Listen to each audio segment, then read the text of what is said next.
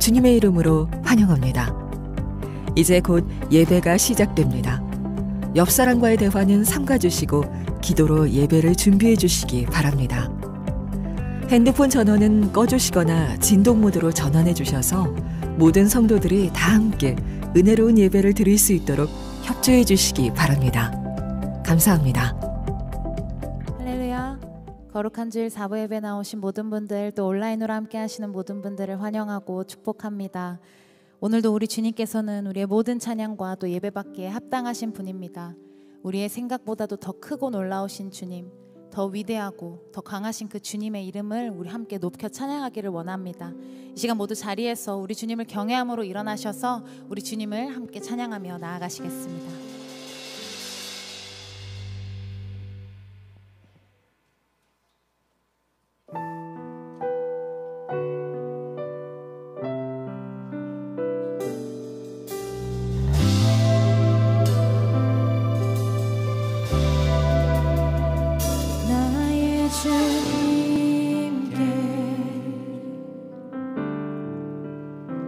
찬양 드리며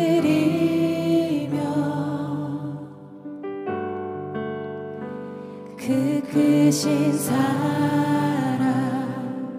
주 임재 감사해. 어둠 속에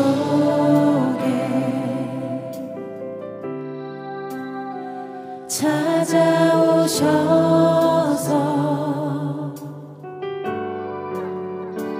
주님의 영광 보게 하시네. 의심하는 나를 손 내밀어 잡아주시네. 두려운 맘 내려놓고 주 바라봅니다.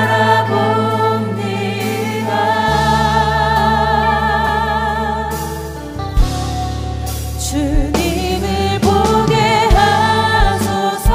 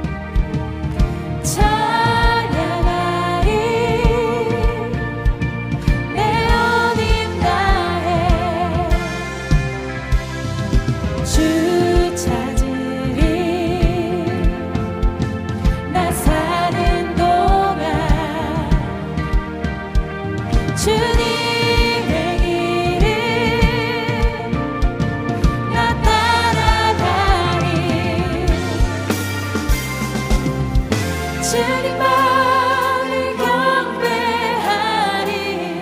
주님만을 찬양하리 찬양만 귀합당하신 존귀하신 주만 높이리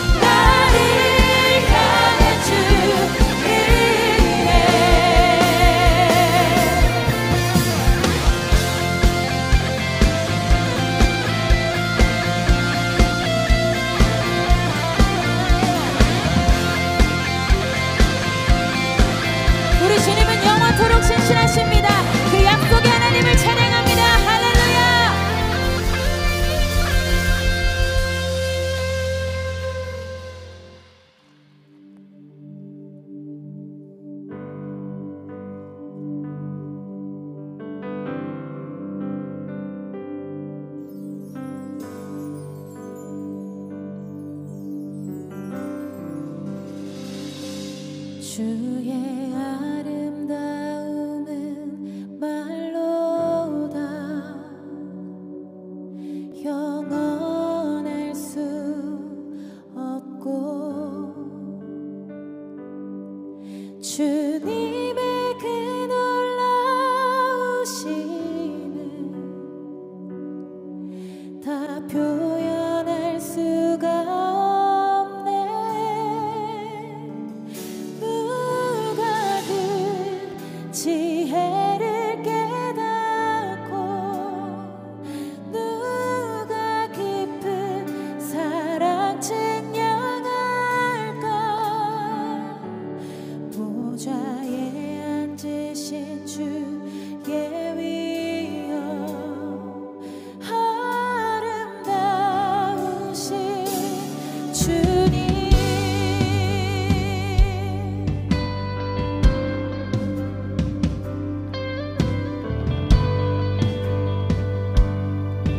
함께 고백합니다. 주의 아름다움은 주의 아름다움은 말로다 영원할 수 없고 주님의 그 놀라우심을 다 표현할 수가 없네.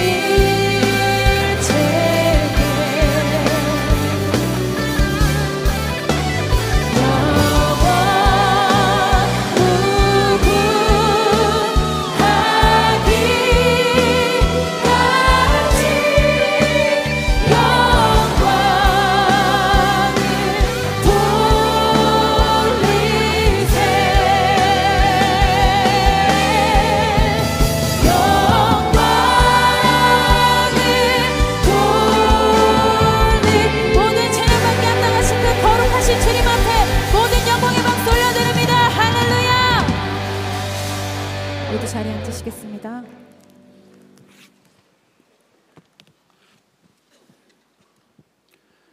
살아계신 하나님 아버지, 거룩한 주일에 주님의 백성들을 불러주시고 이렇게 주님 전에 나아와 주님을 예배하게 하심을 감사드립니다. 주님의 말씀을 들으면서도 100% 신뢰하지 못하고 살았던 모습과 약한 믿음을 불쌍히 여겨 주옵소서. 주님의 인도를 구하지 않고 앞서 나갔던 모습도 회개하오니 용서하여 주옵소서. 주님의 말씀의 기준이 아닌 세상적인 잣대를 판단하고 분열된 마음을 가졌던 우리를 용서하여 주시길 간구합니다. 주님, 우리에게 맡겨주신 다음 세대를 위하여 기도합니다. 우리가 전심으로 주님의 말씀을 가르치고 주님이 원하시는 길로 걸어갈 수 있도록 믿음의 요산을 물려주길 원합니다. 교회 학교와 온라인 교회의 동계 수련회와 겨울 성경학교가 계속되고 있습니다. 우리 아이들이 주님을 인격적으로 만나고 구원을 받는 시간이 되게 하옵소서. 오늘 말씀을 전하시는 김다희 담임 목사님께 성령의 충만함으로 부어주셔서 하나님을 상자에 가두려 하지 말라는 제목으로 주님의 말씀을 대언하실 때에 우리의 심령이 주님께로 향하길 원합니다. 언제나 우리의 생각을 뛰어넘으시고 역사하시는 주님을 바라보는 예배가 되게 하옵소서. 더브리치 찬양대의 찬양으로 주님 영광 받아 주심을 감사드립니다. 우리가 주님을 높이고 사랑하는 마음이 찬양을 통하여 주님께 상달되기를 원합니다. 또한 성전 가득히 운행하시는 주님의 옷자락을 만질 수 있기를 간구합니다. 예배를 통하여 청결한 마음으로 주님을 보는 자마다 천국을 보게 하시고 위로를 받게 하시고 긍휼히 여김을 받게 하옵소서. 온라인으로 오프라인으로 예배하는 주님의 백성들을 기억하시고 우리의 간절한 기도와 주님을 사랑하는 마음이 온전히 주님께 전달되기를 원합니다. 목숨을 걸고 주님 나라를 전하기 위하여 세계 열방에 흩어져 있는 선교사님들에게 힘주시고 주님을 아직 모르고 죽어가는 열방과 민족들에게 주님의 복음이 땅끝까지 전파되게 하옵소서. 주께 드려진 이 영광스러운 예배를 위하여 예배와 교통 안내로 교사로 보이지 않는 곳에서 갖가지 모양으로 헌신하는 성도들의 노고를 기억하여 주옵소서. 이 모든 말씀 우리 주 예수 그리스도의 이름으로 기도합니다. 아멘.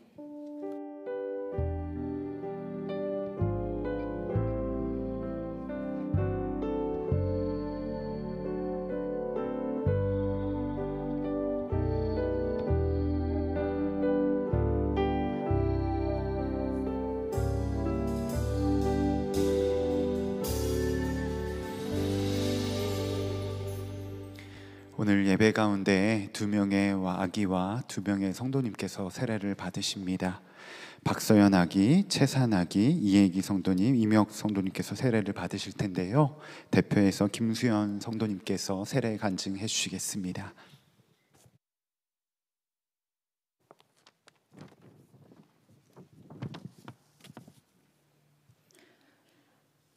어린 시절 친구를 따라 처음 교회를 방문하여 예수님을 만난 후 제 삶은 완전히 바뀌었습니다.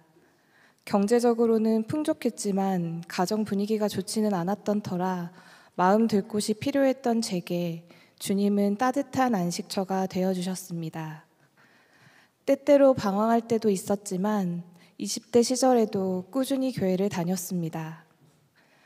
하지만 제 마음에 주님이 계신지는 확신할 수 없는 시간도 많았습니다. 그러다 교회를 다니지 않던 남편을 만나 결혼을 하고 함께 교회를 다니며 믿음을 키워나갔습니다. 결혼 생활은 행복했지만 저는 막연히 아이를 갖는 것이 두려웠습니다.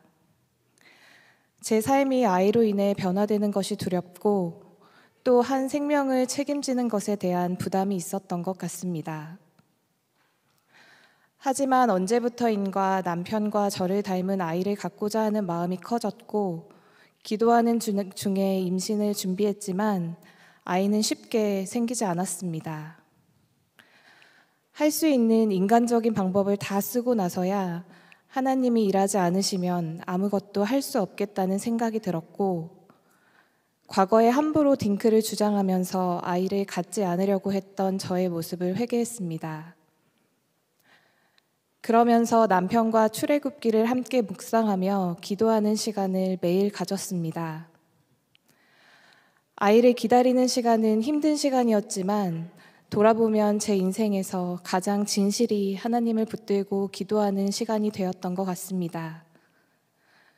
그렇게 어렵지만 은혜 가득한 시간을 지나 하나님께서는 서연이를 저희 가정에 보내주셨습니다.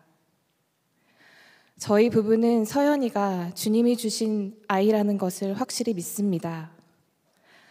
때때로 아이를 양육할 때 저희의 생각이나 세상적 가치관이 앞서기도 하지만 그때마다 서연이의 참 부모이신 우리 주님이 가장 좋은 길로 인도해 주신다는 것을 잊지 않으려고 노력합니다. 아이를 낳고 좋은 부모가 될 수 있을까?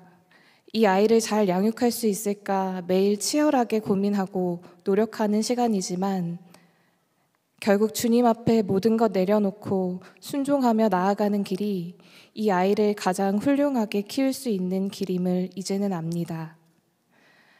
앞으로도 저희 부부는 서연이와 함께 믿음의 여정을 잘 걸어나가며 주님이 아름답게 보시는 가정이 될 수 있도록 노력하겠습니다. 부족한 저희 가정에 지금까지 함께해 주신 주님, 앞으로도 함께해 주실 것을 믿습니다. 주님, 감사합니다. 사랑합니다.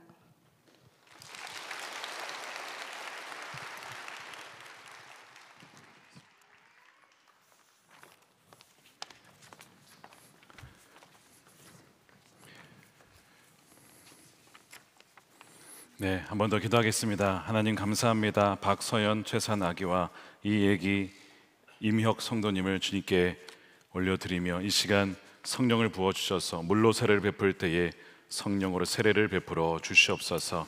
저의 입술로 고백한 것처럼 주님만을 왕으로 섬기며 사랑하며 또한 이 아이들이 자라가는 동안 하나님 평생토록 하나님과 동행하며 예수님을 닮아가며 성령을 따라 행하는 자들이 되게 하여 주시옵시고 오늘 세례를 받음으로 나는 죽고 예수로 살아가는 놀라운 권능의 은혜의 복음이 저의 삶 가운데 일어날 수 있도록 축복하여 주시옵소서.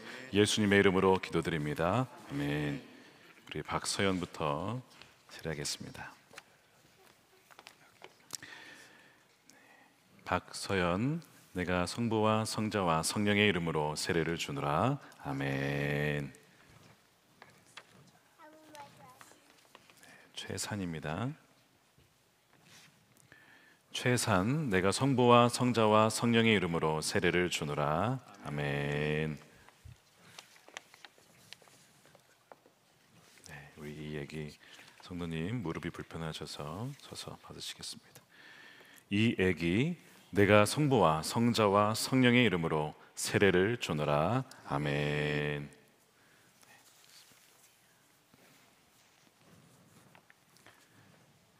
임혁 성도님, 임혁, 내가 성부와 성자와 성령의 이름으로 세례를 주노라. 아멘. 네, 우리 앞으로 잠깐 서시겠습니다. 네, 거기 손 계셔도 될까요? 네, 오늘 네 분이 세례를 받았습니다. 하나님께서 우리에게 보내주신 귀한 가정, 정말 예수님과 행복한 동행 살아갈 수 있도록 우리 인사하실 때 여러분 박수로 축하해 주시기 바랍니다. 이 시간에는 10주간의 새가족 가정을 마치고 수료하시는 성도님들 축하하도록 하겠습니다. 이재호 집사님, 정하나 성도님, 길성훈 집사님, 조성훈 집사님, 정성희 성도님, 전유희 성도님이십니다. 바나바가 십자가 목걸이를 걸어주시고 예수님의 마음으로 꼭 안아주시기 바랍니다. 여러분도 나오셔서 함께 축복해 주시기 바랍니다. 사랑해요,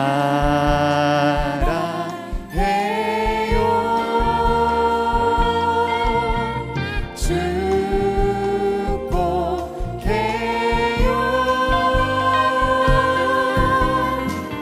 당신의 마음에 우리의 사랑을 드려요.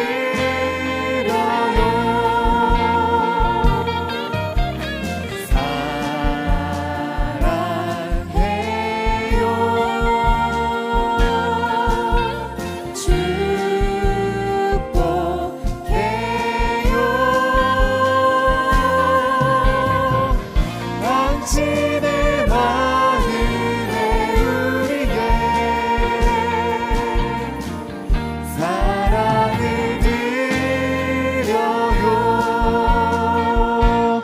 다시 한번 크게 박수해 주시기 바랍니다.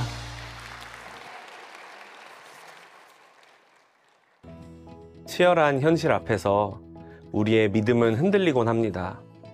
그러나 주님은 분명히 믿음으로 세상을 이길 승리를 얻는다고 말씀하셨습니다. 그렇다면 믿음으로 산다는 것은 대체 무엇을 의미할까요? 이번 주부터 4주간 믿음, 세상을 이기는 승리라는 주제로 수요 예배 말씀을 함께 나눕니다. 은혜의 자리로 성도님들을 초청합니다. 교회 소식을 알려드리겠습니다. 속회가 개학합니다. 예수 제자 속회에서 말씀과 함께 주님과 함께 행복한 동행하시기 바랍니다. 선한목자교회에 처음 오신 새가족 여러분을 환영합니다. 1층 새가족실에 가시면 교회 등록과 교회 생활에 대한 안내를 받으실 수 있습니다. 매일 말씀 함께와 예수 동행일기를 통하여 주님과 동행하는 한 주 보내시길 바랍니다. 이 시간 다 함께 하나님을 경외하는 마음으로 자리에서 일어서시겠습니다. 오늘 하나님께서 우리에게 주시는 말씀은 사무엘하 6장 1절에서 11절 말씀입니다. 다윗이 다시 이스라엘에서 정병 3만 명을 징집하여서 그들을 모두 이끌고 유다의 바알라로 올라갔다. 거기에서 하나님의 궤를 옮겨올 생각이었다. 그 궤는 그룹들 위에 앉아 계신 만군의 주님의 이름으로 부르는 궤였다. 그들이 언덕 위에 있는 아비나답의 집에서 하나님의 궤를 꺼내서 새 수레에 싣고 나올 때에 아비나답의 두 아들 우사와 아이요가 그 새 수레를 몰았다. 그들이 산에 있는 아비나답의 집에서 하나님의 궤를 싣고 나올 때에 아히오는 궤 앞에서 걸었고 다윗과 이스라엘의 모든 가문은 온 힘을 다하여서 잣나무로 만든 온갖 악기와 수금과 거문고를 타며 소구와 꽹과리와 심벌지를 치면서 주님 앞에서 기뻐하였다. 그들이 나곤의 타작마당에 이르렀을 때에 소들이 뛰어서 궤가 떨어지려고 하였으므로 우사가 손을 내밀어 하나님의 궤를 꼭 붙들었는데 주 하나님이 우사에게 진노하셔서 거기에서 그를 치시니 그가 거기 하나님의 궤 곁에서 죽었다. 주님께서 그렇게 급격히 우사를 벌하셨으므로 다윗이 화를 내었다. 그래서 그곳 이름을 오늘날까지 베레스 우사라고 한다. 그날 다윗은 이 일 때문에 주님이 무서워서 이래서야 내가 어떻게 주님의 궤를 내가 있는 곳으로 옮길 수 있겠는가 하였다. 그래서 다윗은 주님의 궤를 다윗성으로 옮기지 않고 가드 사람 오베데돔의 집으로 실어가게 하였다. 그래서 주님의 궤가 가드 사람 오베데돔의 집에서 3달 동안 머물렀는데 그때 주님께서 오베데돔과 그의 온 집안에 복을 내려주셨다. 아멘. 하나님의 말씀입니다. 모두 자리에 앉아주시기 바랍니다.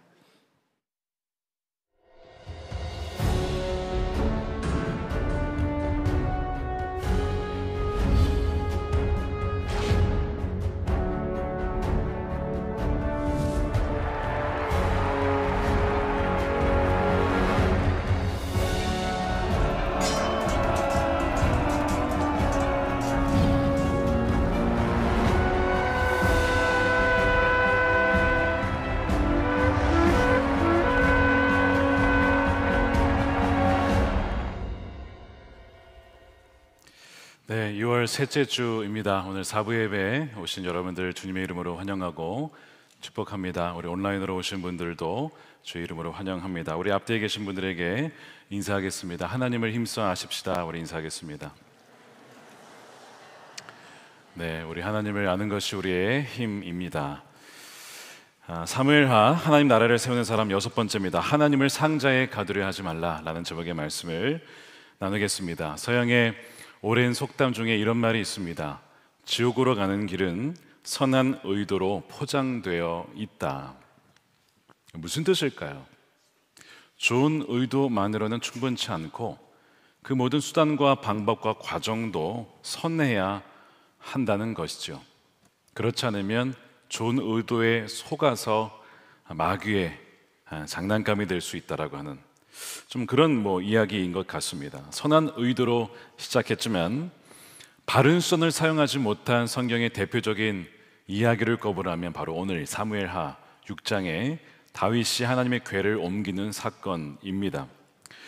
사울이 왕이 됐을 때는 사울은 하나님의 궤에 관심이 없던 왕이었습니다. 그는 전쟁에 특화된 왕, 군사를 동원하고 싸우고 이런 일에 특화된 왕이었죠. 하나님과의 어떤 인격적인 관계에 큰 관심이 없는 왕이었습니다. 그런데 다윗은 하나님을 갈망하는 그런 자였죠. 그래서 이 하나님의 궤, 즉 하나님의 임재를 상징하는 하나님의 궤를 가져오고 싶어 했습니다. 그래서 자신과 하나님과의 관계만이 아니라 온 이스라엘의 중심에, 그들의 삶에, 그들의 삶의 문화에 하나님이 있기 원했기 때문에 다윗은 하나님의 궤를 가져오려고 한 겁니다. 질문은 지금 하나님의 궤는 어디에 있습니까? 사무엘상 4장으로 걸어서 올라가면 당시에 엘리의 두 아들들이 홈리와 비느하스가 언약궤를 메고 전쟁터에 갔죠. 마치 부적처럼 언약궤가 있으면 우리가 전쟁에서 이길 거야. 그런데 그때 크게 패배하고 두 아들은 죽고 수많은 젊은들이 죽었습니다. 그리고 하나님의 궤는 블레셋에 빼앗겼죠.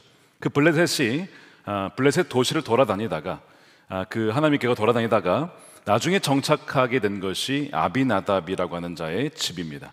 그리고 거기에서 20년 동안 거의 방치되다시피 사람들의 머릿속에 하나님의 궤는 잊혀져 있는 상황이었습니다. 그런데 다윗은 그 하나님의 궤를 기억해냈어요. 그리고 왕으로 부임하고 기름 부음 받자마자 그 하나님의 궤를 옮겨오고자 하는, 그래서 하나님 온 백성들이 하나님을 예배하고자 하는 그런 선한 의도로 시작된 것이 하나님의 궤를 움직이는 이 프로젝트입니다. 자, 그래서 이제 그 아비나답의 집에 있었던 그 하나님의 궤를 새 수레에 싣고 아비나답의 두 아들 우사와 아효가 한 명은 앞에, 한 명은 그 옆에서 수레 위에 있는 하나님의 궤를 지키며 이제 예루살렘으로 오게 되는 것이죠. 다윗이 준비한 것은 3만 명의 군사와 함께 온 이스라엘 지파들을 모아서 악기를 준 다음에 악기로 연주하며 하나님의 궤가 오는 것을 기뻐하며 찬양하도록 정말 어마어마한 거대한 축제가 일어나게 된 겁니다. 자, 그러던 중에 갑자기 생각지 못한 일이 벌어집니다.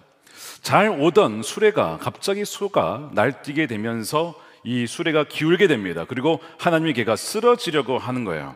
자, 여러분들이 우사라고 생각해 봅시다.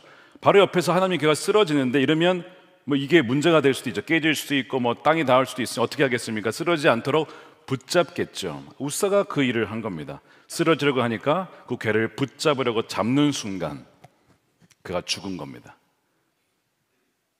그래서 이 7절에 보면 주 하나님의 우사에게 진노하셔서 거기에서 그를 치시니 그가 거기에 하나님의 궤 곁에서 죽었다.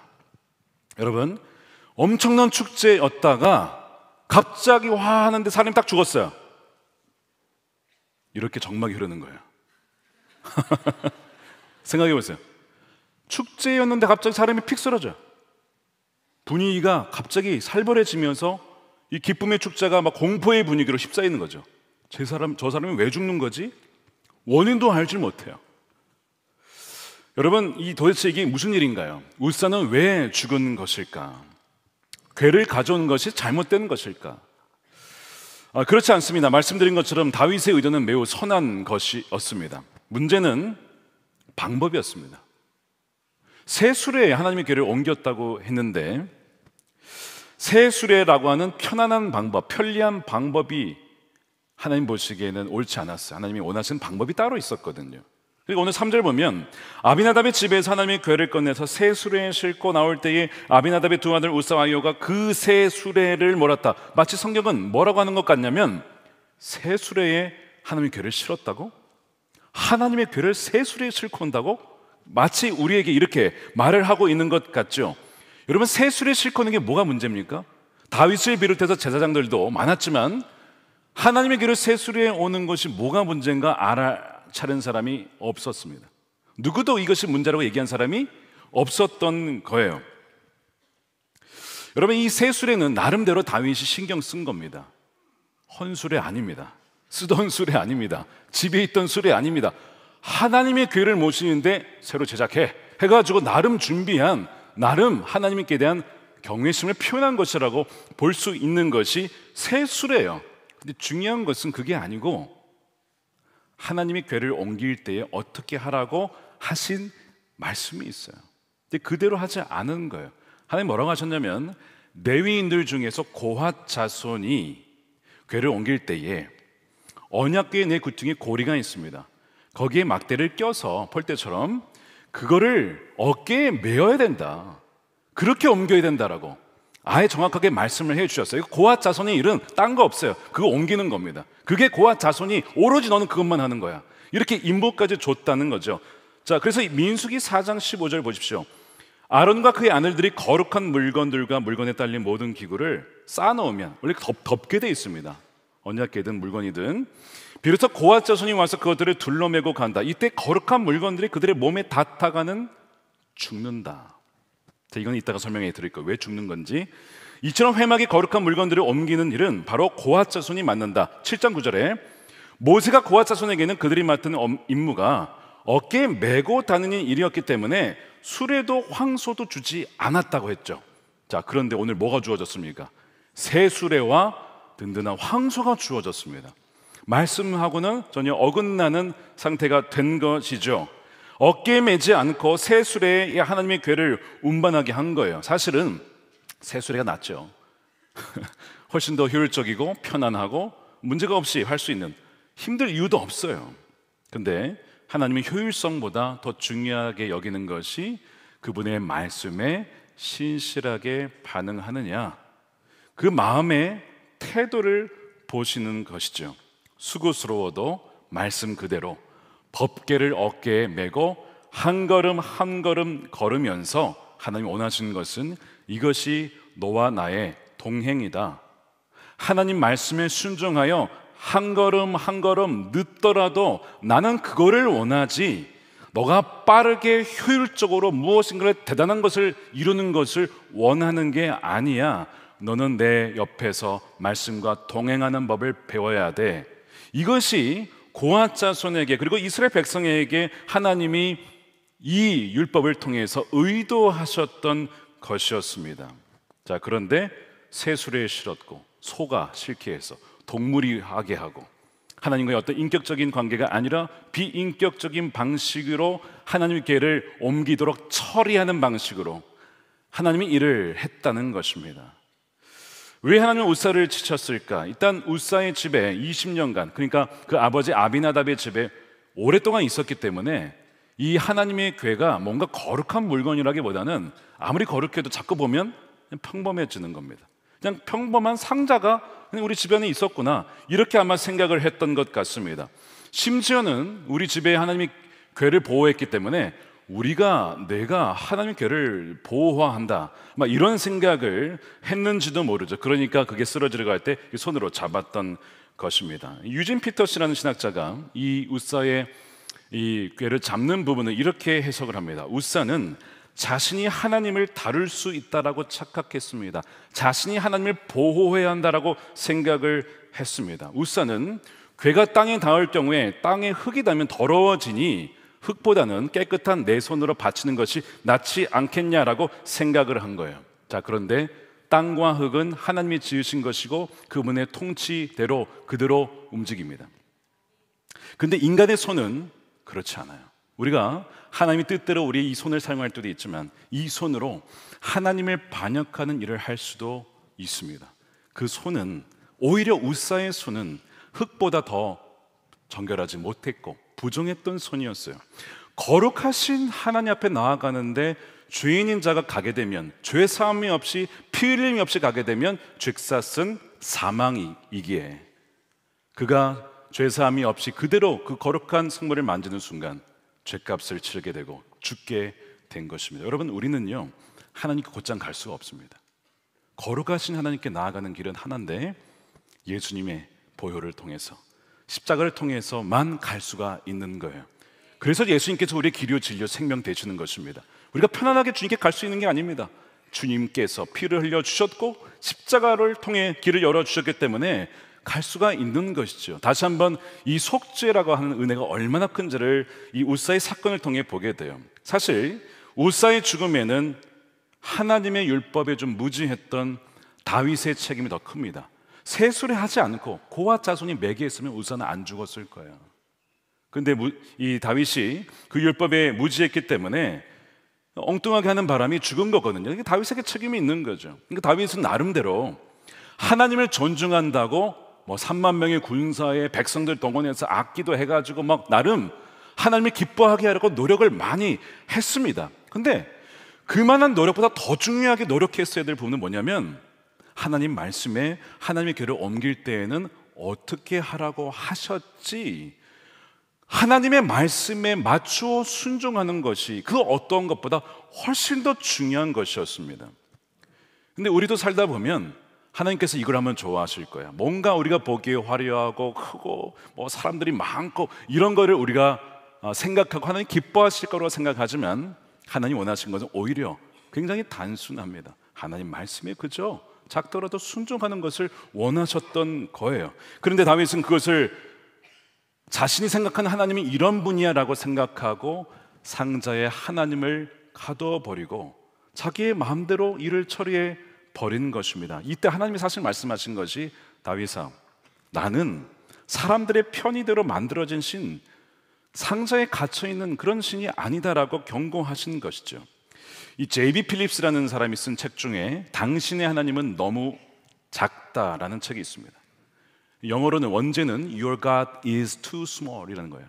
하나님이 너무 작다는 거예요. 이게 무슨 얘기냐면 나름대로 사람들마다 하나님은 이런 분이야라고 생각하는 게 있어요. 예를 들면 거기에 이런 얘기가 나옵니다. 어떤 분은 마음속에 그분은 경찰과 같이 나를 마치 이렇게 감시하고 지켜보는, 혹은 지켜주시는 분, 어떤 분은 어린 시절의 아버지와 같은 분, 근엄한 노인, 유순한 존재, 심지어 최고 경영자, 이런 다양한 하나님에 대한 생각이 있습니다. 전혀 틀린 건 아니죠. 근데 그게 다 하나님은 아닙니다. 우리는 하나님은 이런 분이야라고 생각을 하고 이게 하나님의 전부인 것 마냥 생각을 하는 경향이 있다는 거예요. 그것이 바로 하나님 우리가 제안시키는 것이죠. 이 챕터 중에 이런 챕터가 나옵니다. 상자 속에 하나님이란 챕터가 있어요. God in a box. 하나님 어떤 상자 안에 가두어 놓는다는 거죠. 아니, 어떻게 그런 일을 할 수가 있습니까? 이 챕터에서는 이런 얘기를 합니다. 교파주의. 감리교, 침리교, 장로교, 성결교, 순복음 쫙 있는데 마치 우리 교파가 진리이기 때문에 하나님은 우리 교파만을 사랑하셔라고 하는 순간 하나님을 그 교파 안에 가두게 되는 것이죠. 하나님을 마치 어떤 특정 교파와 신념을 가진 자들의 만의 하나님인 것으로 주장하는 순간 하나님을 상자에 가두는 것이다. 협소하게 만드는 것이다. 그것은 바로 하나님이 아니라 그것은 우상이라고 하는 것. 하나님을 상자 안에 가두고 통제하는 것은 그런 우상 숭배라는 것이죠. 이 다윗은 의도치 않게 하나님을 나름대로 그 경유하기 위해서 하나님이 궤를 가져오려고 하다가 자기가 생각한 방식대로 처리를 한 겁니다. 새 수레를 쓰고 많은 사람들 동원해서 악기를 불어서 노래하면 하나님이 기뻐하실 거야. 근데 하나님은 그걸 원하신 것이 아니었어요. 다윗은 이걸 통해서 하나님의 길을 옮겨와서 하나님의 임재가 우리 가운데 있을 것이라고 생각했고 그렇게 통제할 수 있을 것이라고 생각했는데 하나님은 우리의 통제 밖에 계신 분입니다. 우리가 하나님을 통제할 수가 없지요. 성령의 바람은 어떻게 붑니까? 불고 싶은 대로 붑니다. 성령은 우리가 어느 때에 맞춰 통제할 수 있는 분이 아니에요. 바람이 불면 어디서 오는지, 어디서부터 어느 곳을 가는지 우리가 알 수 없는 것처럼 성령의 역사는 우리가 예측할 수가 없는 것이죠. 그런데 우리는 그렇게 생각하는 경향이 있어요. 심지어 기도를 할 때에도 그렇게 할 수 있습니다. 기도는 능력입니다. 우리가 기도할 때에 하나님은 역사하시고 우리 위해 일하시고 또한 우리에게 나타나시죠. 그런데 이 기도도 수단화하여 하나님을 통제할 수도 있어요. 내가 기도하니까 하나님도 어쩔 수 없이 들어주실 거야, 들어주셔야만 해 라고 생각할 때에 우리가 하나님을 기도를 통하여 통제하려고 하는 것, 이것은 잘못된 기도죠. 헌금도 마찬가지입니다. 하나님, 나의 생명, 나의 인생, 내 모든 것이 하나님이 주신 것입니다. 너무 내가 감사하여 그 은혜에 응답하여 하나님 예물을 올려드립니다. 이 봉헌이라고 하는 것은 하나님의 은혜에 대한 우리의 표현입니다. 예배한 표현이죠. 너무 중요한 것인데 이 봉헌이라고 하는 것도 이것을 하나님을 통제하는 수단을 삼을 수가 있어요. 내가 이렇게 헌금을 많이 하니까, 내가 이렇게 11조를 철저히 하니까 하나님이 내게 응답해 주셔야 되고, 하나님이 나의 재정 상황을 풀어주셔야 되고, 나의 인생에 형통케 주셔야만 해라고 생각한다면 이것이 바로 하나님과 거래하며 하나님을 이용하려고 하는 그 마음일 수 있다는 겁니다. 자, 우리가 하나님을 상자에 가두려고 한다는 것을 알아차릴 수 있는 방법이 하나 있습니다. 어떻게 하나님을 감히 상자에, 그분은 들어가시지도 않지만 어떻게 그런 시도를 할 수가 있느냐. 여러분, 그런다니까요. 우리가 언제 그런지 알 수 있냐면 우리가 분노할 때를 한번 잘 보셔야 돼요. 뭔가 화가 나고 짜증이 날 때 바로 그때가 바로 그럴 수 있습니다. 자, 다윗이 하나님의 궤를 옮기는 일이 이게 실패하자 그거 어떻게 반응합니까? 다윗이 화됩니다. 8절 보세요. 주님께서 그렇게 급격히 우사를 벌하셨으므로 다윗이 화를 냈다. 하나님께 화를 낸 거 아니에요. 이 상황이 멈춰지게 된 것, 내가 생각한 대로 하나님의 궤가 예루살렘의 제때에 이 방식대로 오지 않은 것에 대해서 화가 난 겁니다. 그래서 그곳 이름을 오늘날까지 베레스 우사라고 그렇게 이름을 지었어요. 이 베레스 우사에서 이 베레스를 잘 이렇게 보십시오. 이 바라스라는 단어에서 온 건데, 이 바라스는 돌출하다, 폭발하는 뜻이거든요. 이게 지난주에 나왔습니다. 기억나십니까? 바알 브라심이 대적을 뚫어주시고 또한 이기게 하시는 그런 주님이라고 말씀을 드렸잖아요. 근데 이 브라심의 언어가 또한 이 어근이 바라스랑 똑같은 겁니다. 근데 지난주에는 대적을 물리치시고 또한 뚫게 하시는 하나님을 역사해 주셨는데, 오늘은 하나님의 거룩하심을 넘어온 우사를 치시는 하나님으로 나타나신 거예요.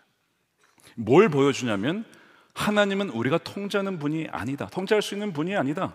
하나님은 거룩하신 분이시다. 우리의 기대나 바람대로 움직이는 분이 아니라고 하는 것을 보여주는 장면이에요. 그래서 한 작가가 이렇게 표현을 했어요. 하나님은 다윗의 편이지만 다윗이 하라는 대로 움직이는 분은 아니다.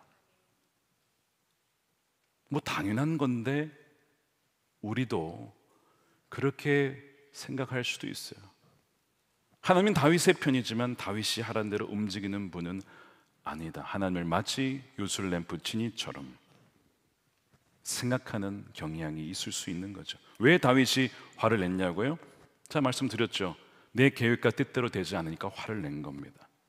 지금 사람이 죽어서 사실은 슬퍼해야 할 때에 화를 냈다는 것은 뭔가 다윗에게 문제가 지금 있는 것이죠. 하나님조차도 자신의 뜻대로 통제하려고 했던 그 모습이 이 다윗의 모습 안에 있었는데, 이것이 지금 우리 안도 그대로 있을 수 있다는 것입니다. 누군가가 하나님의 기업이라고 이제 시작을 했어요. 자, 이것은 하나님의 기업입니다. 하나님 뜻대로 사역을 하겠습니다. 근데 일을 하다 보면 뜻대로 안 될 때가 있어요. 동역자에게 막 짜증을 내요. 막 화를 내는 거예요. 선한 의도를 시작했는데 왜 화를 낼까요? 동기가 잘못됐든지 아니면 뭔가 과정과 수단이 잘못된 겁니다. 하나님이 기업의 사장이라고 하면서 사실 내가 사장이 되어 하나님을 이용하여 통제하려고 할 때의 그 증상이 뭐냐면 조급함과 분노와 짜증이라는 것이죠. 참 부끄럽지만 저의 고백을 좀 나눠보겠습니다. 2014년입니다. 11년 전이었어요. 제가 미국 대학원 공부가 끝나지 않았고 중학교에 담임을 맡았고 막내가 태어난 지 얼마 안 됐을 때 새 아이를 이제 길러야 되는 그런 상황이었습니다. 어느 가나 제대로 담당하지 못하고 있을 때 어느 주일 전날 토요일 저녁이었습니다. 말씀을 준비하는데 이 말씀이 잘 정리가 되지 않았어요. 저도 나름대로 말씀을 가지고 묵상과 씨름을 하고 있었고, 아내는 아내 나름대로 새 아이를 키우면서 남편의 도움이 필요했던 때가 온 거예요. 그러니까 저에게 도움을 요청하러, 저희 아내는 그래도 제가 방해가 될까봐 최대한 방해 안 되게 하려고 하는 아내거든요. 근데 도무지 안 될 때가 있잖아요. 도움이 필요할 때가 있으니까 저에게 온 거예요. 근데 제가 말씀이 잘 안 된다고 했었잖아요. 제가 이렇게 버럭 짜증을 내고 말았습니다. 여보, 지금 내가 설교 준비하고 있는 거 안 보여? 정말 말해놓고서 지금도 벌써 성령의 금심이 막 느껴져. 그냥 말만 한 건데 저 그렇게 나쁜 사람 아니거든요 원래. 근데 오해하실까봐 좀 걱정은 되지만 저도 모르게 그렇게 아내에게 짜증을 낸 거예요. 그러니까 아내가 미안하다고 하면서 문을 닫고 나갔어요. 자, 그런데 그 순간 성령의 강한 책망이 저에게 임한 겁니다. 너 지금 설교 준비한다고 하면서 너 사랑하는 아내에게 지금 짜증낸 거니? 설교 그냥 하지 마. 그냥 설교 준비하지 마. 그냥 성령이 저에게 강력하게 책망하시더라고요. 너 예배 준비한다면서 이게 뭐냐? 너무 하나님께 창피하기도 하고 죄송하기도 하고 아내에게도 미안하기도 하고 온갖 복합적인 막 생각이 막 드는 거예요. 그래서 도무지 이제 이 상태로는 뭐 준비는 안 되고 내일 예배 쓸 수도 없을 것 같아. 그래서 주님께 회개하고 아내를 찾아가서 이거 미안해, 나도 모르게 내가 짜증을 내고 말았어. 내가 다시는 그러지 않을게. 자, 그 다음부터 다시는 안 그랬을까요? 믿거나 말거나 다시는 그런 일이 없었더라. 할렐루야. 믿으시는 분 별로 없는 것 같은데, 제가 그래가지고 저는 안 한 것 같은데, 그래서 제가 팩트 체크를 해봐야 되니까 아내에게 어제 물어봤어요. 여보, 제가 그날 이후로 당신에게 설교 준비하다 짜증낸 적이 있나? 없다는 거예요. 할렐루야. 네. 주님의 은혜를 박수 칠까지. 제가 이제 그 사건이 생각이 났어요. 언제요? 이 말씀을 묵상하는데 다윗이 화를 냈더라. 다윗이 화를 낼 일이냐 이게. 자기가 말씀을 몰라서 하나님 말씀에 어긋나서 사람이 죽은 마당에 본인이 책임이잖아요. 지금 자기가 왕이면 책임을 져가야지. 자기가 하나님 앞에 통해 자복하며 회개할 일이지 화를 낼 일이냐고 이게. 근데 여러분, 이것이 우리의 모습이라니까요. 여러분, 가정에서 일을 하다가, 사업에서, 직장에서, 심지어 사역을 하다가도 갑자기 화나는 일이 있을 수 있잖아요. 근데 그때 잘 봐야 돼요. 이게 정말 의로운 분노로 화를 낼 일인지 아니면 다윗처럼 회개해야 될 상황인지를. 제가 예배를 준비하고자 했던 것이 뭔지 아십니까? 나름대로 이 말씀을 잘 준비해서 은혜로운 예배를 준비하려고 하다가 짜증이 났어요. 근데 왜 짜증이 났냐? 그대로 안 된 거죠. 안 된 것에 대한 화가 난 이유는 하나님이 역사해 주셔야 되는데 안 될까 봐 짜증이 난 거거든요. 제가 뭘 하려고 했던 거예요? 하나님을 통제하려고 했던 거 아닙니까? 그러니까 우리가 일터에서, 가정에서 짜증이 나고 화가 날 때 내가 하나님을 박스에 넣으려고 하는 거 아니야? 하나님을 내 마음대로 조정하려고 하는 거 아닐까? 회개해야 되는데 우리는 그때 버럭 우리의 동역자들한테, 심지어 우리 배우자한테, 심지어 우리 자녀들한테까지도 짜증을 낼 수가 있는 거죠. 그것이 생각이 났어요. 여러분, 다윗은요 하나님의 대리 통치자입니다. 나기드라고 하는. 근데 우리도 마찬가지예요. 하나님께서 아담을 지으셨을 때 내가 너에게 이 세상을 다스릴 권한을 주노라 맡겨주셨어요. 하나님의 형상대로 지음받은 우리가 할 일은 하나님을 대신하여 하나님의 살아계심을 증거하고 하나님을 대신하여 통치하는 역할을 정치, 경제, 사회, 교육, 문화, 종교, 가정 각 영역 속에 우리에게 맡겨주셨습니다. 그럴 때에 우리가 가장 중요하게 여겨야 될 것이 뭐냐? 하나님이 이미 말씀해 주셨어요. 나기들에게 중요한 사명이 뭔지, 임무가 뭔지를. 그것이 신명기 17장 18절에 이렇게 말씀합니다. 왕위에 오른 사람은 율법책을 두루마리에 옮겨 적어서 평생 자기 옆에 두고 읽으라는 겁니다. 묵상하라는 겁니다. 여러분, 다윗은 목회자 아니잖아요. 제사장 아니잖아요. 우리를 얘기하면 지금 평신도잖아요. 지금 다윗에게 준 말씀이에요. 이것이 말씀을 평생토록 가까이 하며 읽으며 그러면서 그걸 통해 뭘 하느냐면 주 하나님이 경외하기를 배우라고 했어요. 하나님이 경외하는 것을 배우기 위하여 말씀을 갖게 하라는 겁니다. 그러면서 20절에 보니까 마음이 교만해져서 자기 결례를 업신여기는 일도 없고 계명을 떠나서 좌로나 우로나 치우치지도 않으면 그와 그의 자손이 오래도록 이스라엘의 왕위에 앉게 될 것이다. 좌로나 우로나 치우치지 말라는 거예요. 하나님을 좌쪽의 하나님, 하나님을 우쪽의 하나님으로 두지 말고 말씀의 기준에 맞춰 살라는 것입니다. 이게 왕이 해야 될 일이라고 하는 것이죠. 그러니까 이걸 통해서 하나님을 두려워할 줄 아는 것. 여러분, 경외라고 하는 것은 하나님을 사랑하면서 존중하면서 하나님을 두려울 줄 아는 것이 바로 경외라는 뜻입니다. 하나님을 사랑한다고 하면 하나님을 두려워하는 것이 없다면 그건 경외가 아니죠. 다윗은 오랜 기간 동안 하나님과 친밀하게 동행했던 사람인데 어느덧 그가 하나님을 경외함을 잃어버리고 선을 넘고 말았습니다. 근데 여러분, 하나님과의 친밀하심은 누구에게 있냐면 바로 하나님을 경외하는 자에게 있다라고 말씀합니다. 시편 25편 14절 말씀을 함께 읽어보겠습니다. 시작. 여호와의 친밀하심이 그를 경외하는 자들에게 있으며 그의 언약을 그들에게 보이시리로다. 아멘이죠. 하나님과 친밀하고 싶으십니까? 하나님을 두려워하십시오. 하나님을 인정하십시오. 하나님을 너무 편하게 대하지 마세요. 여러분, 그런 분 아닙니다. 하나님, 여러분, 사이가 좋으려면 뭐가 있어야 돼요? 사이가 있어야 된다라는 얘기가 있죠. 적당한 거리가 있어야 된다는 얘기예요. 하나님이 친하다고 막 나가시면 안 됩니다. 하나님이 나의 친구가 되셨어. 여러분, 친구라고 여겨주시는 것이지 우리가 하나님의 친구라고 부르는 게 아니라 하나님이 우리를 여겨주시는 것이지 우리에게 하나님이 친구가 아니에요.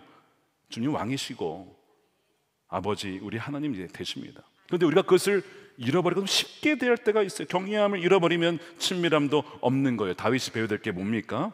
경외함이었어요. 그래서 오늘 9절 보세요. 다윗이 그날의 여호와를 두려워하여, 하나님 두려우신 분이시구나, 내가 감히 어떻게 그냥 막 할 수 있는 분이 아니구나 하는 것을 그가 배우게 되는 거예요. 이르되 여호와의 궤가 어찌 내게로 올 수 있으리요. 경외함을 배워야 가까이 친밀함을 누리게 된다는 것을 다윗이 배우게 되죠. 그래서 이 말씀을 연구하기 시작합니다. 그것이 3개월이 걸려요. 그래서 그 기간 동안 이 하나님의 궤가 어디에 있냐면 10절에 보니까 가드 사람 오벳 에돔의 집에 거기에 가게 됩니다. 이 오벳 에돔은 가드 사람, 즉 블레셋 출신이에요. 아니, 왜 이스라엘 백성들이 많은데 그걸로 안 가고 왜 블레셋 출신 사람에게 갔을까요? 생각해 보세요. 여러분 같으면 만지기만 해도 죽는 이 하나님의 궤를 자신의 집에 드리실 분 한번 손 들어보세요. 누구도 원하지 않는 거예요. 너무나 부담스럽고 두려운 거예요. 우리 집은 안 되겠습니다. 우리 집은 안 되겠습니다. 다 거절하는 거야. 그러니까 블레셋 출신, 어떻게 보면 잘 모르는 사람, 어떻게 보면 뭐 죽어도 괜찮을 사람인지도 모르죠. 그쪽으로 그냥 보낸 거예요. 그냥 글로 보내라. 그래가지고 이제 보냈는데 이 오벳 에돔이라고 뭐 이걸 좋아하겠습니까? 근데 그냥 순종함으로 받은 거예요.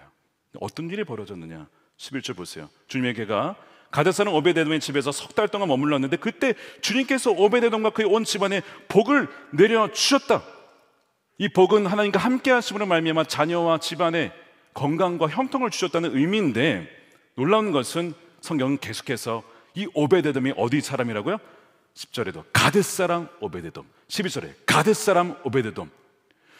가드 사람, 블레셋 출신 사람에게 하나님이 임재하셔서 복을 주셨대. 뭘 말하는 거예요? 우리가 생각하기에, 그들이 생각하기에 하나님은 이스라엘의 하나님이고 하나님은 이스라엘에게만 복을 주신 줄 알았는데 누구에게 좀 복을 주고 계세요? 블레셋 사람, 가드 사람 오벳 에돔에게도 복을 주신다고? 뭐가 깨지는 겁니까? 상자 안에 가두었던 하나님, 그게 깨지는 거예요. 내가 알고 있었던 하나님이 그런 하나님이 아니구나. 하나님 우리 민족을 뛰어넘어 다른 민족에게도 역사하시고 함께 하시는 분이시구나. 그거를 지금 보여주고 있는 것이죠. 자신들의 상자가, 하나님의 상자가 하나님의 상자에 갇혀 있는 것이 아니라 본인들이 상자에 갇혀 있었다는 것을 깨닫게 되는 것이죠. 오벳 에돔의 순종이 이런 복을 불러왔어요. 저는 2018년에 그런 비슷한 에피소드가 있었습니다. 오벳 에돔과 관련해서 목회를 하고 있었는데 굉장히 분주한 가운데 하나 요청이 들어왔어요. 미국 한인 감리교회 묵상집이 있는데 그 12개월 중에 한 달치 전체 한 성경 한 권 전체를, 뭐 레위기면 레위기, 이거를 집필을 해서 할 수 있는 집필진을 초청을 받았어요. 저로서는 뭐 굉장히 영광스러운 일이죠. 근데 너무 부담스러운 거예요. 아니, 목회를 이거 하면서 어떻게 이걸 다 연구해서 하지? 못할 것 같은데, 두려운데. 그러나 하나님이 불러주셨으므로 순종해서 갔습니다. 워크숍을 하는데요, 집필진들이 다 있었고 이제 오프닝 예배를 드리는데 말씀을 전하신 목사님이 택하신 본문이 이 사무엘하 6장이었습니다. 오벳 에돔 얘기를 하시는 거예요. 여러분, 부담스러우시죠? 지금 하는 일에 플러스 더 해야 되는 것이 사람 다 하기 부담스러운 일인데 여러분들이 지금 그 일에 주어진 것이죠. 근데 여러분 믿으십시오. 오벳 에돔이 그 하나님의 궤를 자신의 집에 받아들였을 때 3개월간 하나님의 임재와 복이 충만히 임하였습니다. 마찬가지로 여러분들 굉장히 좀 부담스러운 상황이겠지만 이것을 믿음으로 순종하여 받아들일 때에 앞으로 여러분들의 삶과 목회 가운데 하나님의 임재가 함께할 것입니다 라고 하시는 거예요. 제가 여러분 지금부터 7년 전 말씀인데 정확하게 기억하고 있죠. 저는 그것을 하나님의 말씀으로 받은 거예요. 저에게 주신 말씀으로 아멘 했습니다. 하나님, 제가 저에게도 이미 하나님의 복이 충분하지만 저는 그 하나님의 임재를 사모합니다. 앞으로의 우리 목회 여정이 있는데 주님이 떠나서는 저는 아무것도 할 수 없으니 오벳 에돔에게 임하였던 그 복을 저에게도 주십시오. 그래서 아멘을 해가지고 준비를 해가지고 2019년, 2020년, 2021년을 섬기다가 한국에 오게 된 거예요. 근데 이것도 하나님의 어떤 부르심이고 감사한 일이고 복 중에 복이라고 볼 수도 있지만 저에게 임한 사실은 복은 이겁니다. 그때 그 집회진을 섬기면서 더욱더 하나님의 말씀을 가까이 하고 하나님이 누구신지 그분 말씀 안에 거하는 그 복을 누리게 된 것이죠. 그러므로 하나님을 경외하는 법을 더 배우게 된 것이 제가 누린 복이었어요. 이게 너무 귀하니까 제가 와가지고 한 게 뭐예요? 하나님께서 말씀하셔서 말씀 함께를 부담스러우겠지만 순정한 자에게 복이 임할 줄로 믿습니다. 여러분, 이 오벳 에돔에게 복이 임했다는 것은 생각을 깨는 거였습니다. 그들의 하나님에 대한 상자 안에 갇혀 있었던 것을 깨는 시간이었어요. 여러분, 하나님은 특정 종파와 지역이나 신념에 갇히는 분이 아닙니다. 하나님은 크신 하나님이세요. 하나님을 작게 만들지 마십시오. 하나님을 좁은 하나님으로 만들지 마십시오. 하나님은 우주 만물을 창조하시고 다스리시는 분이십니다. 그런데 때로는 우리가 요나처럼 하나님은 우리 민족만의 하나님이야, 니느웨로 가서는 안 돼, 이렇게 하나님을 좁은 하나님으로 제한시킬 때가 얼마나 많은지 몰라요. 유명한 일화입니다. 미국 남북 전쟁 당시에 링컨에게 한 어드바이저가 와서, 고문 중에 한 명이 와서 이런 얘기를 했어요. 하나님께서 우리 북부 연합군의 편에 서신 거에 대해서 하나님께 너무나 감사합니다. 링컨이 그때 이런 얘기를 했죠. 제가 걱정하는 것은 하나님께서 우리 편에 계시는지 아닌지가 아닙니다. 제가 가장 걱정하는 것은 우리가 하나님 편에 서 있는가, 하나님 편에 서 있는가, 그것입니다. 왜냐하면 하나님은 항상 오르시기 때문에. 무슨 얘기예요? 하나님 항상 오르시면 우리는 그렇진 않다는 거예요. 그러니까 우리가 항상 주의해야 될 것은 우리가 하나님 편에 서는 것이죠. 지금 사실 이 어드바이저가 무슨 얘기를 한 거냐면 하나님을 북부 연합군만의 하나님으로 규정하려고 했어요. 하나님 우리만의 하나님이야, 저들의 적들의 하나님이 아니야. 링컨은 그걸 거절한 거예요. 물론 하나님은 우리 가운데 은혜를 주고 계시지만 하나님은 북부 연합군만의 하나님은 아닙니다 라고 거절하면서, 비록 남군이 당시에 노예제를 지지하면서 인간을 파멸시키고 어떤 인격적인 대우를 하지 못했지만 그럼에도 불구하고 그들도 우리의 동족이고 그들도 하나님의 형상대로 지음받은 하나님의 백성들입니다. 이것이 링컨의 위대함이었어요. 그는 포용하는 리더십으로 다윗처럼 전체를 아우르는 하나님의 관점으로 하나님 나라를 세우고자 했던 사람이었습니다. 여러분, 극심한 분열을 겪는 이때에 우리 그리스도인들이 해야 될 것이 무엇일까요? 진리 대신 하나님의 말씀을 묵상하고 그 말씀을 선포하고 살아내는 것 너무나 중요합니다. 동시에 내가 상자 안에 갇혀 있는 것은 아닌가, 또한 하나님을 상자 안에 가두려고 하는 것은 아닌가. 하나님은 북부만의 하나님이야, 하나는 남부간의 하나님이야, 하나는 특별 종파만의 하나님이야, 특정한 신념만 하나님이야, 이런 식으로 하나님을 제한시키고 박스에 넣으려고 하는 것 아닌가를 돌이키고, 주님, 저의 죄를 용서해 주십시오. 하나님을 상자 안에 가두려고 했고 하나님을 통하여 내 인생을 통제하려고 했던 것을 이 시간 회개합니다. 하나님은 크고 위대하신 전 우주적인 하나님이십니다. 오늘 이 시간 우리에게 임재하여 주옵소서. 우리 함께 기도하는 시간 갖겠습니다. 이 시간 기도할 때에 주님, 저의 우상 숭배를 용서해 주십시오. 주님을 이용하여 나의 뜻을 이루려고 통제하려 했던 죄를 용서해 주십시오. 뜻대로 안 된다고 화를 내고 또한 짜증을 냈던 나의 죄를 용서해 주십시오. 하나님을 경외하는 법을 배우기를 원합니다. 하나님의 친밀하심이 하나님을 경외하는 자에게 있다고 하였사오니 하나님, 우리에게 하나님을 두려울 줄 아는 법을 배우게 하여 주시고, 동시에 그러므로 말미암아 하나님과 더 친밀히 나갈 수 있는 하나님 백성들이 되게 하여 주옵소서. 우리 함께 통성으로 기도하도록 하겠습니다. 살아계신 아버지 하나님, 감사합니다. 오늘 우리에게 허락하신 아버지 하나님을 찬양합니다. 선한 의도만으로 충분하지 않습니다. 선한 과정과 방법을 통하여 하나님의 나라를 이어나가는 하나님의 백성들이 되게 하여 주시옵소서. 아버지, 나의 하나님이지만 동시에 저들의 하나님이기도 합니다. 아버지, 하나님을 제한시키거나 박스에 가둬놓으려 했던 우리 아버지의 연약함과 우리의 무지함을 용서하여 주시옵소서. 갈라진 이 나라가 주 예수 그리스도 안에 하나 되기를 원합니다. 주여 하나님, 서로 미워하며 싸우며 하는 이념 문제로 갈라져 있는 이 나라가 아버지 하나님, 진정 하나님의 통치 가운데 새롭게 되게 하여 주시고 왜 편향되고 편견 이 모든 것이 사라지며 하나님 자로 나오로나 치우치지 아니하며 하나님 말씀 그대로 살아내며 무엇이 주님이 원하시는 것인지를 알게 하여 주시고 뜻대로 살아갈 수 있도록 역사하여 주옵소서. 살아계신 아버지 하나님, 감사합니다. 오늘 말씀을 통해서 하나님이 어떤 분이신지, 또한 우리가 얼마나 하나님을 작게 여겼는지를 깨닫게 하시고 이 시간 고백하게 하심에 감사드립니다. 주님, 너무나 하나님을 작게 여겼던 우리의 죄를 용서하여 주옵소서.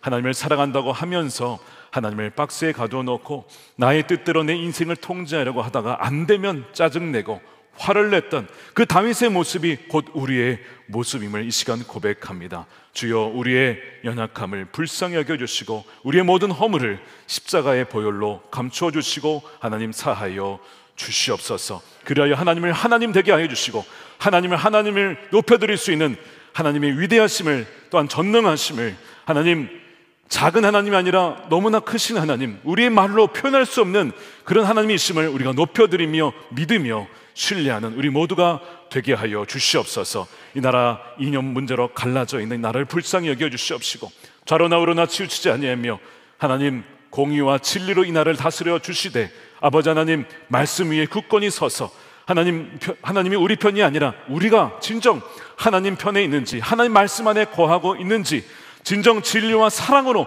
사랑하며 섬기고 있는지를 돌아보게 하여 주셔서 치우친 면이 있다면, 편견이 있다면, 편협한 마음이 있다면 우리 마음을 넓혀주시고 우리 안에 아버지 거짓과 아버지 속임수가 있다면 다 하나님 제거하여 주시고 하나님의 공의의 진리 말씀만이 우리 삶을 통치하여 주시고 다스려 주시옵소서. 그리하여 주 예수 그리스도의 십자가 안에 이 나라가 다시 한번 하나 되어지고 통합되어지는 놀라운 은혜를 주님 허락하여 주시옵소서. 모든 거짓과 속임수와 모든 어둠이 주여 말씀의 진리의 빛 가운데 사라지게 하여 주시옵시고 정치, 경제, 사회 이 나라 각각 영역 속에 하나님이 세우신 지도자들을 통하여 하나님이 격려하는 지도자들을 통하여 이 나라가 새롭게 되어질 수 있도록 주님 역사하여 주시옵소서. 아버지, 이 시간 구별하여 11조로 감사헌금으로 선교 헌금으로 그의 나라와 의를 구하며 나아갑니다. 하나님, 저들을 통하여 하나님 영광 받아주시며 땅끝까지 이르러 복음을 증거하는 데에 보내는 선교사, 가는 선교사를 쓰임받을 수 있도록 하나님 역사하여 주시옵소서. 남과 북이 복음 안에 통일되게 해주셔서 북한의 억눌린 자들을 속히 풀어주시고 김국기 목사님, 최충기 선교사님, 장문성 집사님 비롯한 억눌리는 주의 백성들을 풀어주셔서 함께 하나님 통일이 되어 예배하는 그날이 오게 하여 주시옵소서. 아버지 하나님, 주의 오실 그날을 예비하는 자들이 되어 주께서 오실 때에 착하고 충성된 종아 참 잘하였도다 라고 칭찬받는 하나님의 존귀한 백성들 되게 인도하여 주시옵소서. 감사하며 예수님의 이름으로 기도드립니다. 아멘. 다 같이 일어나셔서 준비하신 예물을 드리며 주의 아름다우심 찬양하겠습니다.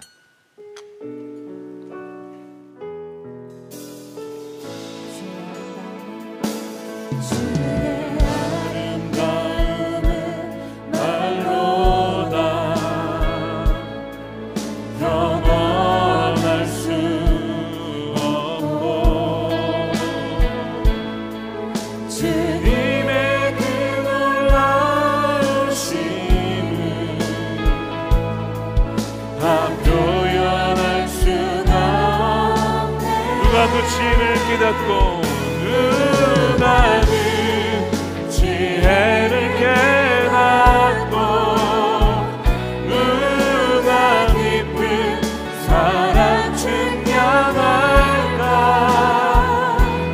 보좌에 앉으신 주의 위엄 아름다우신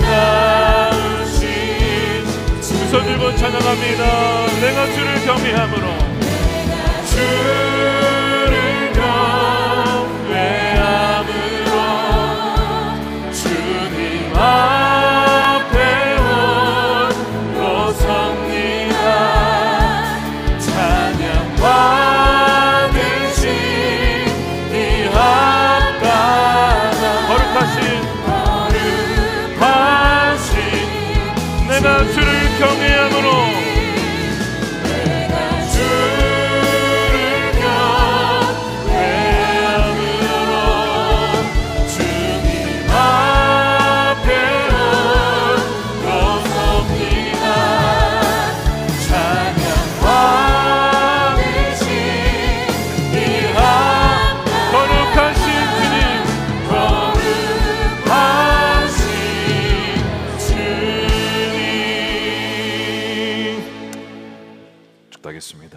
이제는 우리의 영원한 왕 되신 예수 그리스도의 크신 은혜와 아버지 하나님의 우리 머리를 측량할 수 없는 크신 사랑하심과 우리 늘 함께 하시던 성령님의 감화감동 교통하심이 하나님을 상자에 가두지 않고 크고 위대하신 하나님을 높여드리며 신뢰하며 하나님의 말씀대로 순종하고자 나아가는 사랑하는 우리 모든 성도들 머리 위에 저들의 가정과 일터와 기업과 사랑하는 자녀들과 다음 세대와 교회와 한국교회 이 나라 민족 조국 대한민국 위에 영원히 함께 하시기를 간절히 축원하옵나이다. 아멘.